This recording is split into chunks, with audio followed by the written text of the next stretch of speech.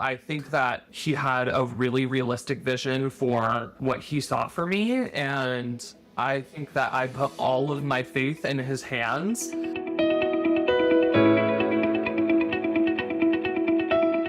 Hi, I'm Madison Stanton. I found out about Dr. Herman from Google, really. I was just typing away on my little computer and was really looking for doctors that had prior trans patients and really were vetted and had the education to back up their practice.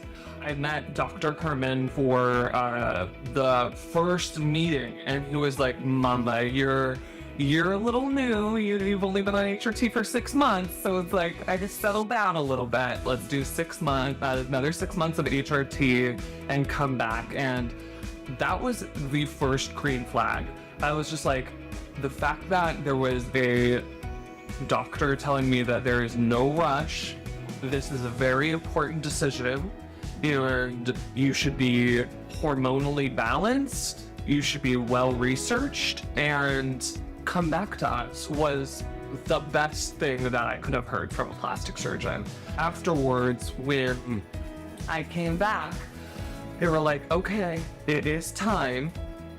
Let's talk about what we want to get done."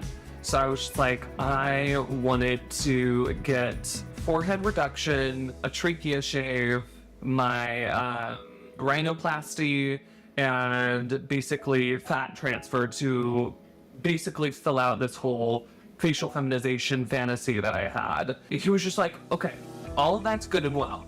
I understand that you want these things, but you've never been operated on.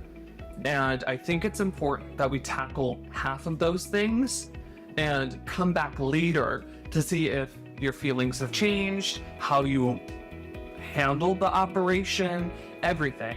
So I decided to get a rhinoplasty and a fat transfer. And I ended up also having a deviated septum, so they went ahead and did a septoplasty as well. And I am so happy that we did those things because, oh, when I tell you it was a recovery, I think my mom said, she's like, "They took so long on you. Why did they take that long? You know, it wasn't supposed to be that long of a surgery."